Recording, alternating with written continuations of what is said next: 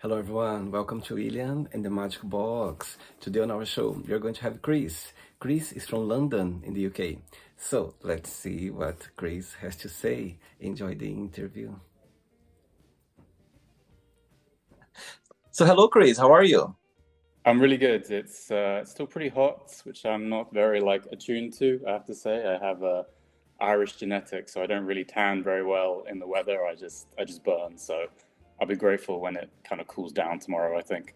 Yeah, I think now the weather, the tendency now is to cool down a little bit. I get your point. So let's hope so. Yeah. How are you? Good. Yeah, I'm good. Busy day. I love being busy. I think it's great for us to Mm, be doing something that we are passionate about. I think it's amazing. 100%. Yes. So tell me, where are you from, Chris?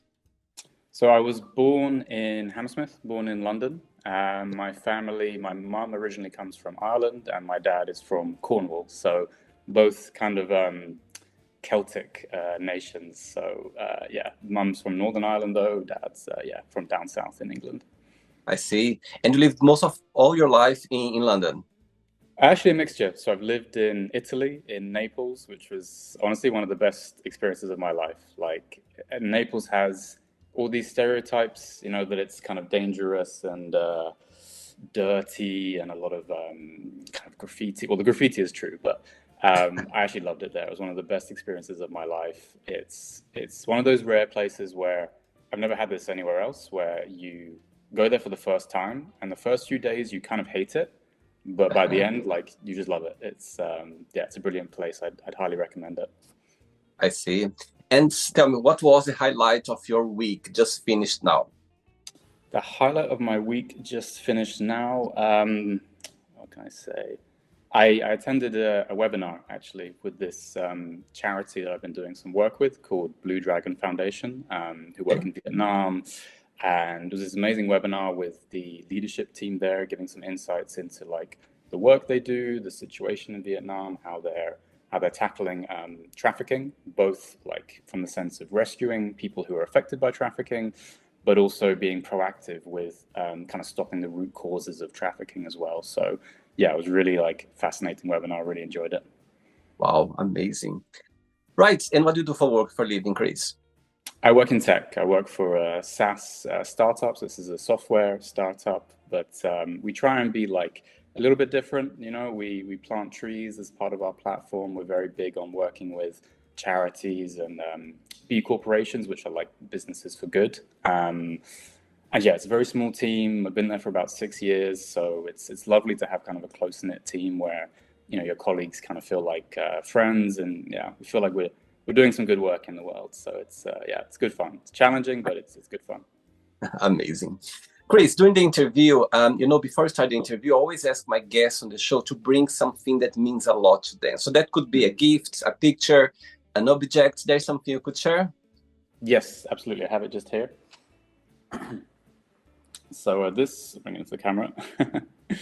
This is my meditation cushion. So I bought it maybe I don't know, maybe a couple of years ago now in this fantastic shop in Notting Hill in London, which has lots of kind of meditation artifact items. Like I think it's somewhere where like I do a lot of my work on integrating things like anxiety, which has been a big like feature I would say in my life. Kind of rewiring my brain chemistry, I guess, a little bit to default more towards more towards things like gratitude, moving away from things like craving or resentment. So yeah, it's a very important item to me. I meditate. I try to meditate every day, so 30 minutes in the morning, and yeah, that's where I do a lot of my like inner work before the day starts. So it's a very important item to me. Oh, that's amazing. Oh, wow. Actually, I have a very good friend of mine that he loves meditation as well. He Mhm. does that like very often as well. And he goes to some center in London like once or twice a month to Oh, do very some. cool. Okay, so I think it's amazing. I get your point. I think Yeah. it's the opportunity for you to get to know yourself better and for you to understand more about the world itself, about yourself and others as well. That's amazing. Absolutely, and we're quite lucky in London. We have a few of these meditation centers as well, so it's a good place to be for it. I would say, yeah, you can meet meet great people, meet good community, and there's something quite special about meditating with other people. I think it makes it just like a more powerful experience for sure. Chris, are you ready to go on a beautiful journey through your memories in life and share your point of views? Say again, what? Sorry. Are you ready to start the show? I'm absolutely ready. Yes. Amazing. Welcome to William and the Magic Box. So I have here my best friend.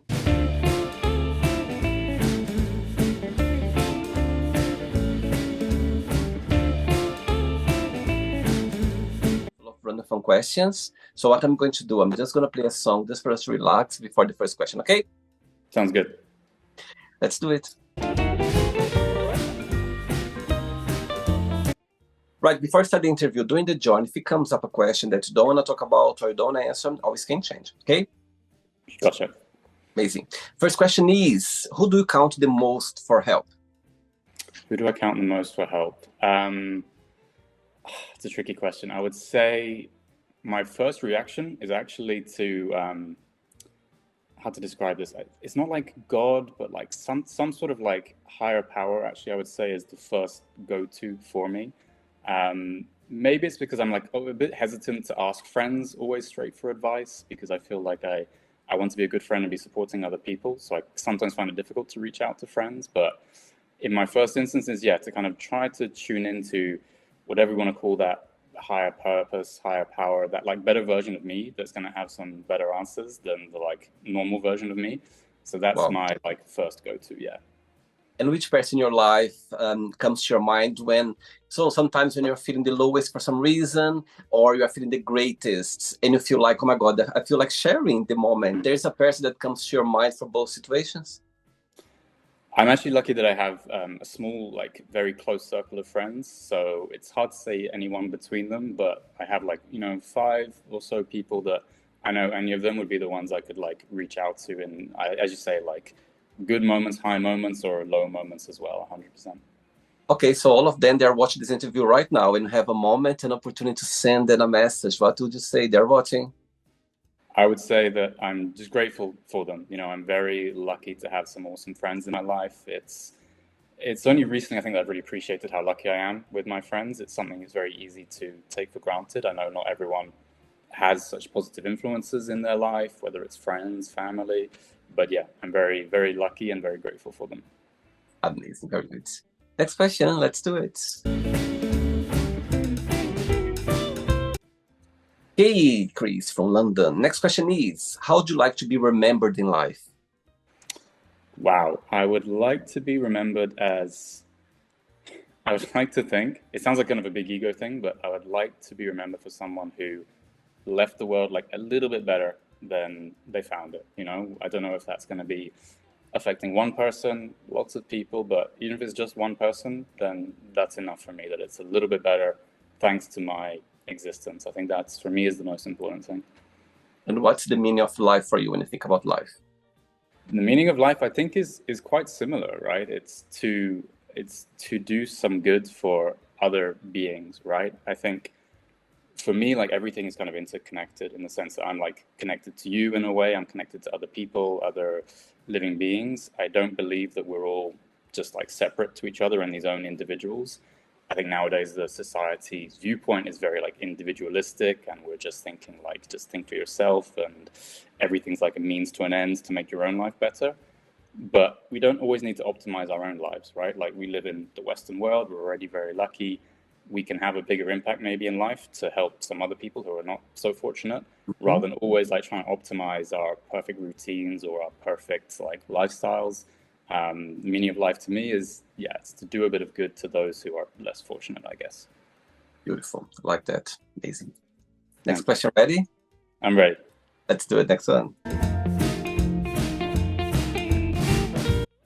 Right, before the next question, tell me a little bit more this project that I saw in your profile. So is Project Cinte or Cinte? Cinte, yeah. Cinte. So tell me about it. Yeah.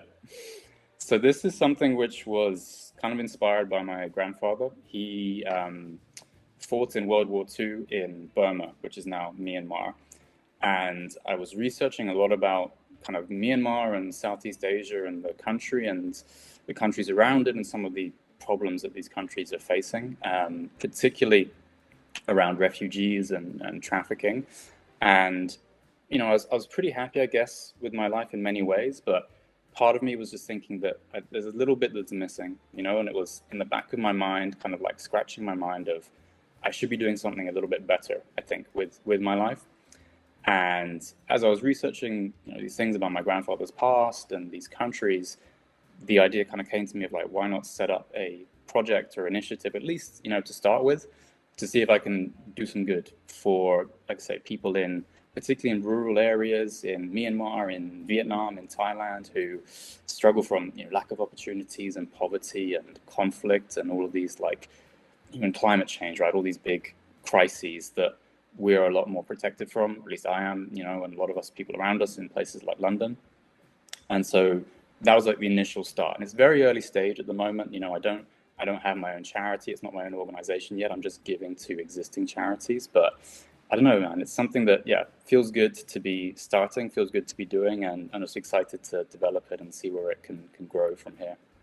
That's beautiful, Chris. I think it's amazing for you, based in your grandfather memories, somehow create something to help others. I think that's amazing. And as you said, I've got goosebumps saying that. Sometimes, those it's meant to be for you. It meant this calling, let's call, Yes. came for you, and something that it's part of you, and somehow I'm sure, as you said, just the start now, but it's gonna go a long way, and I think it's amazing for you. And I'm so glad we are connecting around this time that Thank you're you. starting something new, and I can't wait to see the future. And people somehow connect with you as well, helping, sharing, or maybe as well collaborating with you. So thanks for taking your Yeah. time to do something like that. That's amazing. I know, thank you. And it kind of relates to your question about meaning of life and this kind of thing, right? It's Yeah, like I'm not gonna live forever. I know that if there's something I can do which is gonna last longer than me and is gonna do good things when I'm gone, then I'm very happy to be able to start that.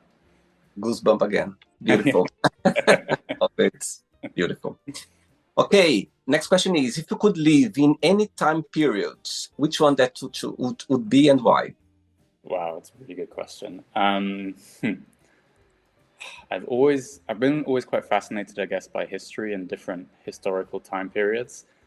I would have to say it would be, hmm, it's tricky. There's so many different ones.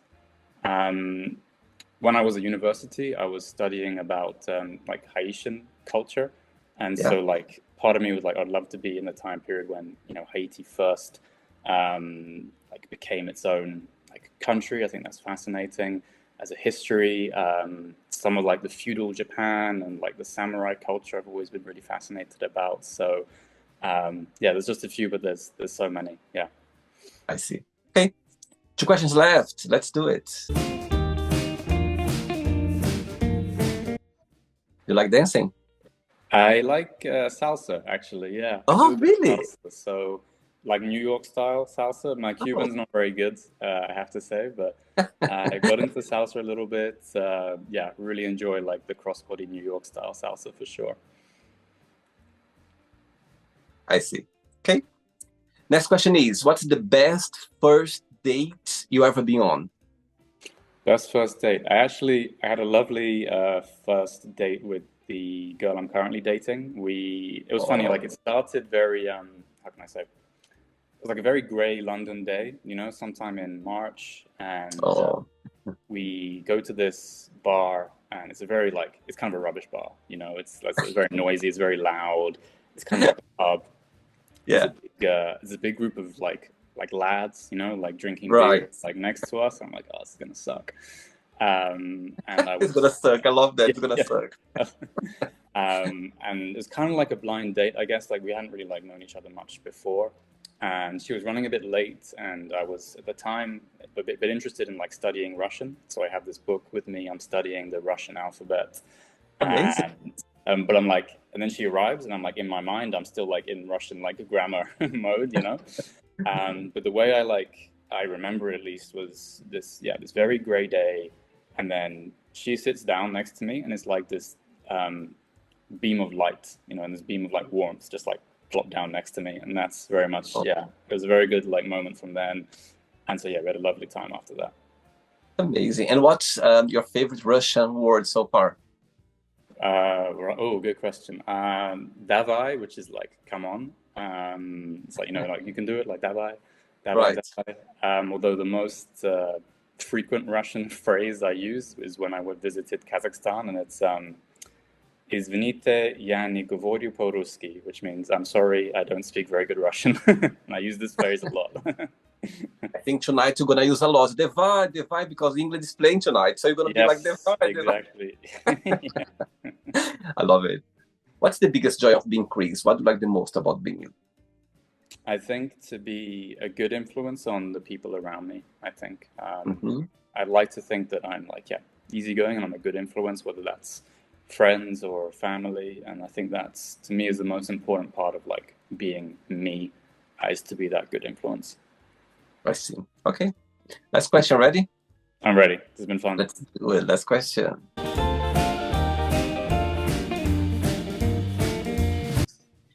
For the last question, the beginning of the interview, you shared, your object that you use for how do I call that again? Like it's like a meditation cushion. Yeah. Meditate cushion. Yeah. You shared the beginning of the interview. So far, what meditation or doing meditation, what that taught you so far? Really good questions. So many things. I think probably the most important is to be more grateful, right? There's so many things that in the past I just take for granted, to live in a country that is at peace, to have food, to have shelter. Like, I realize if I write this list of the things I should be grateful for, it's like, it's a long list, and it's very easy to miss that, right? Like, you go around every day, you're just thinking, oh, I need this, or I want this. Meditation's taught me to, like, yes, you can like have ambition and you want to aim for stuff in life, it's important, but don't forget the good things you have already, and just I think it's a healthier place to be ambitious from, right? I'm working on not trying to like fill a hole in me, to do it for unhealthy reasons. It's for a healthy reason to want more in life, or to want better in life. So that's, there's so many things, but I think that's probably like one of the most important, You said something so important, and I find so interesting that if all of us would write down every day, or maybe once in a while, everything we have, trust me, we will never complain about anything, because we have a lot. And sometimes we forget, sometimes we take for granted. I'm sure we'd never we would complain or think that we're missing this or that, because we do have a lot. Literally, I think it would be an endless list, because there is a lot there. And when you find your place, when you mentalize that, when you put in your mind, trust me, you're gonna feel great, you're gonna feel happy, you're gonna think twice before complaining about something or mourning about something around us. And it can happen, nothing wrong with that. It can happen to us. Sometimes it just is unconscious, just do it. I get it. But I think it's an exercise that would make us become a better person, more grateful for everything that we have, for sure. You're exactly right. Like, sometimes the thoughts are still gonna come, like frustration, resentment, but they're less noisy, right? It's easier to be like, okay, I can see that I'm getting frustrated. I realize it's stupid to be getting frustrated, and I kind of come back to my like center, rather than just going fully into the frustration and being like an angry person or a person, exactly, right? Or better cause in life, And when it happens, you go like, wait a minute, look, it's a red flag. And you make fun of it, and somehow it makes a bit more, you know what I mean? Sometimes when I find myself not just like not being grateful, or maybe sad or something, I go like, wait a minute, it's happening, you know what I mean? Why are you feeling this way? And I make this joke with myself, and somehow I see in a better way the situation. I see that in you. You have like a very like warm energy as well. I can tell from meeting you so far, and I think you can tell you're someone who is self-aware and like empathetic about themselves, for sure. I try every day, Chris. It's an exercise I do every day. You know what I mean? I watch myself every day, or I try to. You know what I mean? I'm always try to watch myself, because I feel like life is talking to us from every situation you are going through. It's life talking to you, to us every time, even through an interview or through anything. Life is just testing you. It's talking to you. It's laughing at you. It's challenging you. Everything it's about. So I try to be, aware about my surroundings, and I make mistakes, and I'm going to do for the rest of my life. Is normal. It's healthy as well, independing. I think it's healthy, but in a way I'm watching myself all the time, and I make jokes sometimes with myself when I do something wrong. Beautiful. No, it's a beautiful practice. And as you say, it's like it's a daily practice, right? It's not, okay, I do it Absolutely. one time and now I'm going to be grateful and perfect and happy. Those, It's, you have to keep remembering every day to come back. totally. And at one point, it's going to become a habit, and it's nice. You know what I Mm. mean? It's nice. You just feel grateful more and more about things, about simple things. Yeah, for sure. Last question is: who is a celebrity you admire and why? Celebrity I admire. I don't think there's that many, to be honest, that I admire. I think a lot of them are, you know, as we were saying earlier, like very privileged, but maybe not so aware of that privilege, Hmm. right? Yeah, You know, the typical celebrity to me just seems kind of a little bit like superficial and shallow.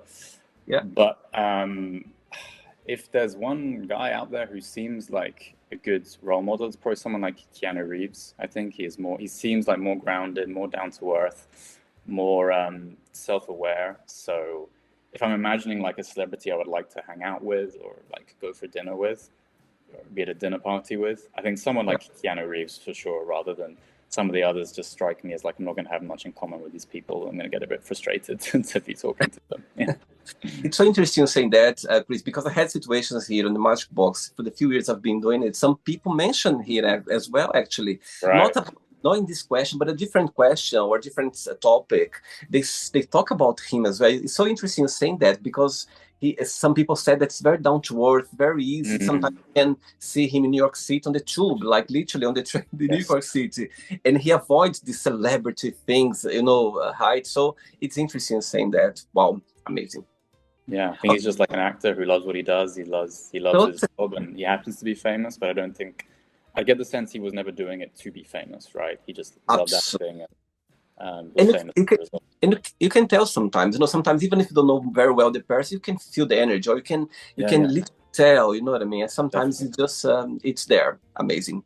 Right, so then, yet, let's play now the word association game. I'm going to say some words, this time one word that comes to your mind. Quick thinking. Yeah. Let's start with money, Fame, family, love, fear, demons, life, light, love, warmth, religion, path, sex, enjoyment, friendship, connection, politics, avoidance.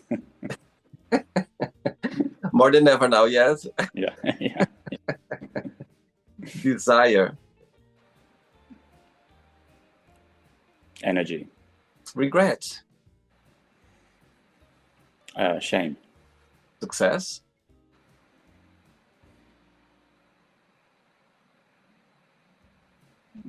light again. Yeah. wish. Wish. Yeah. Ooh, vanity, Happiness.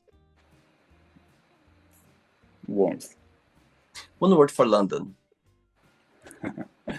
chaos, And the last one now, one word for meditation. integration, Wow. Actually, one more. One word for Project Tinte. good one. For projects into generosity. Beautiful. Let's pretend now I'm going to meet that group of friends that you said they are very special for you. And I'm going to ask all of them. You need to agree in one word, in one positive and one negative to define Chris. Which one do you think they would agree to define yourself? In one positive and negative. Let's go for the negative first. Bad one first. Self-critical, I'd say, is the bad one. Okay. And the good one, easygoing. Wow. You know what you could do? You could send a WhatsApp message to all of them now Yeah. and say, when you watch the interview, let's see who's going to get it right. Okay. I like that. I'll do that. Let me know if one got it right. Okay. I will. Yeah. Amazing. Let's play now, Chris, in the Magic Box, and you can ask me a question. Yes, I got your moves in the end. Amazing. Those are salsa moves. Okay, Chris, you can ask me a question now. William, I would love to know. I think in times at the moment, it's very easy to have despair, right? I think when you watch the news, it's very depressing. it's very concerning. I would Yep. love to know what brings you hope. What a great question, Chris. What a great question. I think what brings me hope, it's about, you know, oh my God, it's a great question. Love, how can I put that? I Mhm. think what still brings me hope, it's the positive way of thinking and our to control our mindset but in a positive way. When I say that is, I'm from Brazil. Brazil, hope for us is always something very powerful. For example, now the World Cup, I was talking to friends about it. We could be losing from the last second. We would never lose the hope.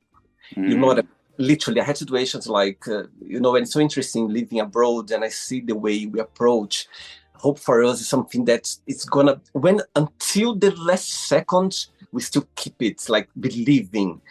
So back to your question, I think that would be, you know, the biggest hope for me, that our minds, we still can work on it. We still can be more open-minded. We can still be more understanding, and I think we still can put much more energy in there. So I still hope that, I think the way the world we live in right now, of course, social media, the modernity, AI, everything is going very fast.